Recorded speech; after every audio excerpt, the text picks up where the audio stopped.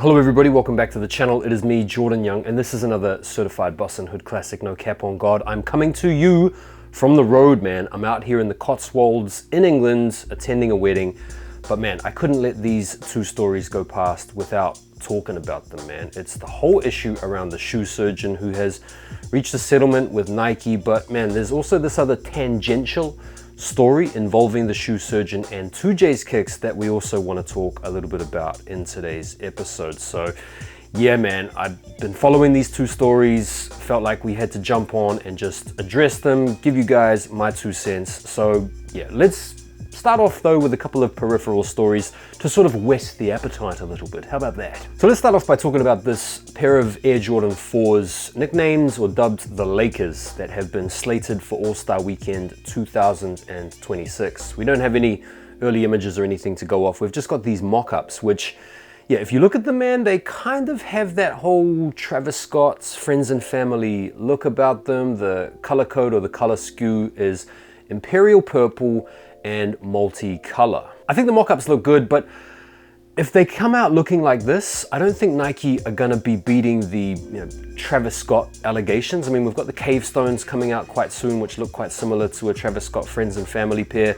Then we've got this pair here that also looks similar to the Travis pair. So it kind of feels like Nike are feeding off a little bit of the hype associated with those shoes in order to make some bank on these ones here. Cool colorway though, interesting to see some clearer pics when they come to light. Paris Fashion Week, and there's a whole bunch of shoes doing the rounds, but let's talk about this pair first. This is the New Balance Absorb 2000 collaboration with Joe Freshgoods, coming out in this pink colorway. And I've heard some conflicting reports that this is like a Friends and Family pair, or it's just being seeded out to people that are attending Paris Fashion Week. I'm not so sure, but the whole idea comes from this project Joe Freshgoods working on, which is quote unquote, everything comes from pink. Now, bro, you could read into that any number of ways. I mean, I don't know where your head's at, but yeah, that could have a little bit of a dodgy connotation attached to it. But yeah, nonetheless, it's the first collaboration we've seen on the New Balance 2000, and I've seen some people kind of hating on this shoe, as well as hating on Joe Freshgoods. Like, there seems to be a narrative out there that I'm seeing whereby the playbook for Joe Freshgoods is to basically get a new model, slap a monochromatic colorway on it, tease out the IG pictures, and then the shoe goes on to flop. Like, has Joe Freshgoods fallen off? Like, what do you guys think about that? Now, another designer in the same kind of realm as Joe Freshgoods is Salehi Bamberry, who this week at Paris Fashion Week has debuted his Puma Velum Nitro running shoe. We have seen these on his feet in the past before. We've got a new colorway to take a look at, and the release date that I'm seeing is holiday 2024. So this is a running shoe. It's got the nitro cushioned foam technology, and it looks like this shoe is being marketed as maybe like a dual purpose running / lifestyle sneaker.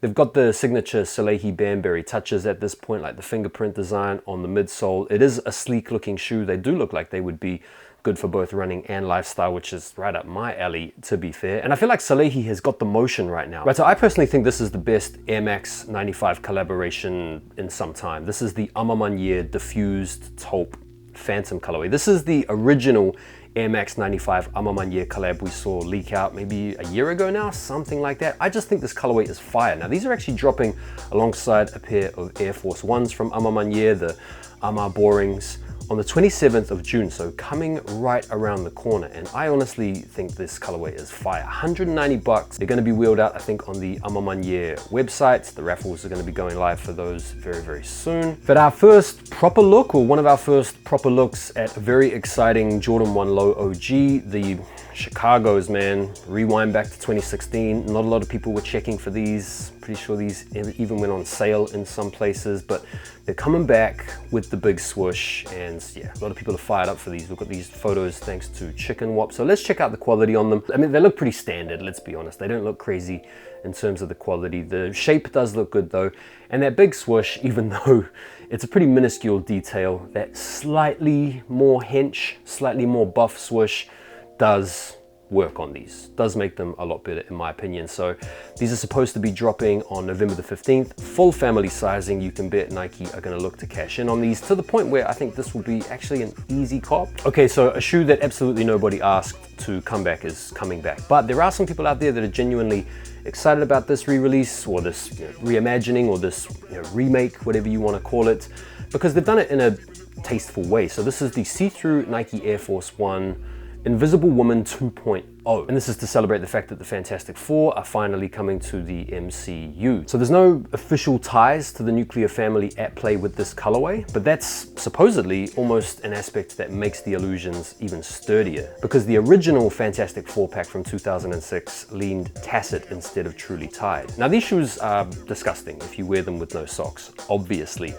The condensation is barf-inducing and they're just disgusting. But on the flip side, if you do have some cool socks, it's a good chance to show off some cool socks. But regardless of whether you're wearing them with socks or without socks, that condensation that you can see build up inside the windows, given the transparent nature of them, is just not really it. So yeah, I'm not sure to what extent these are really going to be that popular when they come back out. I feel like we've had our time with the transparent shoes. You guys remember the Edison Chen clot joints that we've had in the past? I don't think we really need to rehash this design feature anymore, but these are a thing. They are coming, supposed to be dropping in the fall of 2025. Right, let's get into these big stories, both of which involve Dominique Jabroni, aka the shoe surgeon. The first story is an update with reference to his lawsuit with Nike, and the second is his involvement in this whole palaver with Urban Necessities and 2J's Kicks, aka JC Lopez. So first, the Nike lawsuits. It's been brought to a conclusion now. They have settled out of courts, with the shoe surgeon being ordered to pay an undisclosed sum of money, as well as being told that he can make one-of-one Nike customs under very strict rules set out by Nike, and he's not to engage in any of that stuff he was doing before. Now, to briefly remind you guys, the shoe surgeon wasn't just making Nike custom shoes. He was producing full size runs, he was charging over the odds, he was building Nikes from scratch, and he even set up a school in which he was teaching people how to build Nikes from scratch. He was essentially his own fake factory counterfeiting Nikes, and he's now met his maker with Nike in that lawsuit, and bro is probably cooked. Now, no one's really that sympathetic, I don't think, towards the shoe surgeon, even though there are a lot of people out there trying to defend him, saying that his designs are better than Nike, saying that Nike should have hired him as a designer, all that type of stuff. For anybody out there defending the shoe surgeon, saying that Nike should have hired him, think about it for 1 second. Would you spend $1,000 or $2,000 on a shoe surgeon shoe if it didn't feature a Nike logo, or it wasn't based on an Air Jordan or something like that?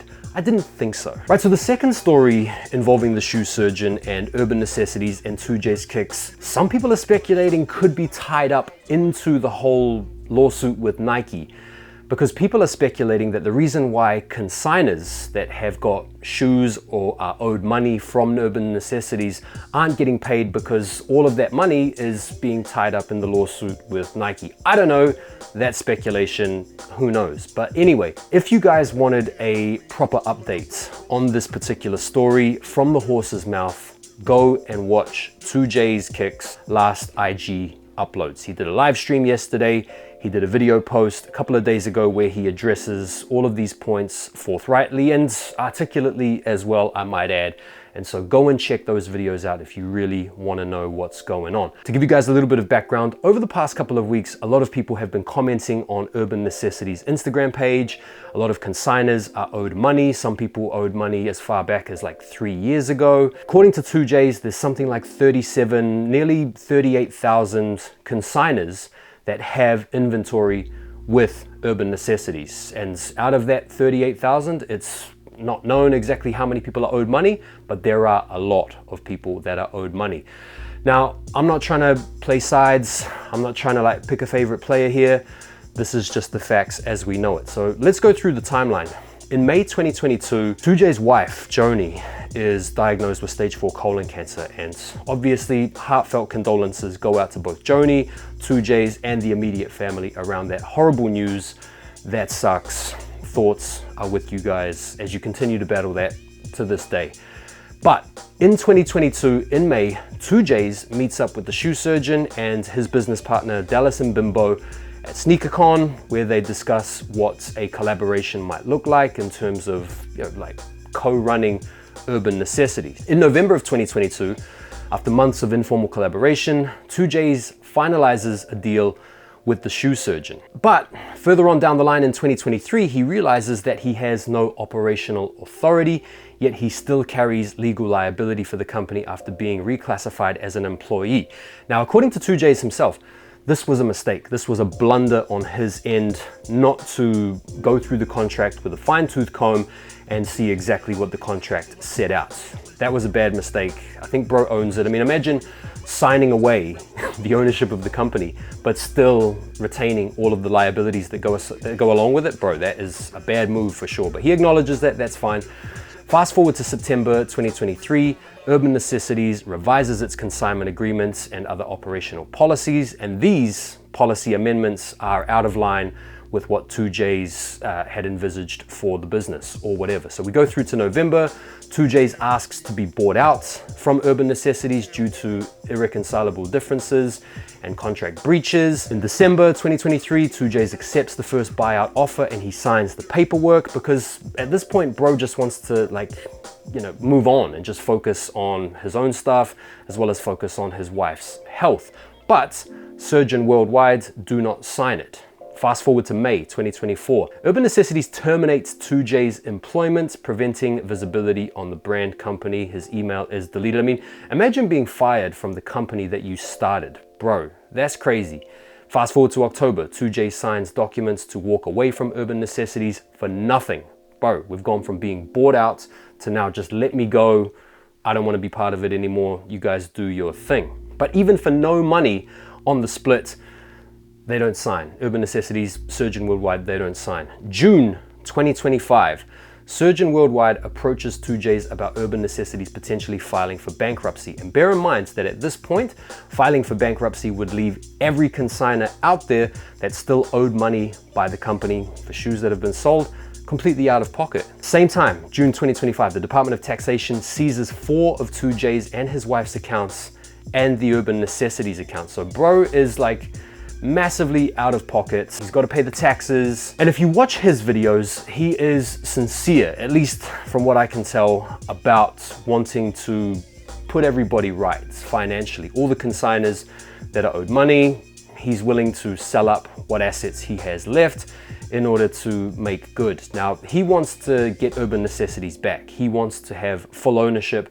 of Urban Necessities again, but he doesn't want to take on some of the crazy debts or some of the silly loans that they've taken out whilst he hasn't even been involved in the brand over the past 3 years. So this is a moving situation. It's volatile. There's a lot of moving parts. We still haven't heard Surgeon's side of the story yet, but if you factor in what's going on with the Surgeon and Nike, and then you add this story to the mix as well, it seems like the Surgeon is a bit of a dodgy cat, but we all knew that pretty much from the start. So yeah, crazy situation. I'll keep you guys updated as we go. Obviously, thoughts are going out to 2J's and his wife regarding the health stuff, and I hope they can get this back on track, because I can remember watching 2J's 10 years ago when I was finally in a position to be able to spend some money on sneakers. And this guy was the man. You guys will remember back in the Adidas NMD days or the Ultra Boost days when this guy was spending up large on NMD samples or Ultra Boosts or Yeezys. And it just seems like this guy was the epitome of what sneaker reselling, sneaker consignment, sneaker success was all about. And so to see this massive turnaround where bro's struggling, his wife's got cancer, he's got to sell his houses and properties, liquidate all of his assets just to pay people back that have been done wrong by in his absence from the brand is crazy to me. So yeah, I'll keep you guys updated with what goes on here, but that is it for today's episode. Thanks so much for watching. Hope you guys appreciate me clocking in while I'm out and about on this wedding. I'm gonna be back very soon with some more reviews and some more updates. But yeah, enjoy the rest of your weekend and I'll see you soon. Take care for now and peace.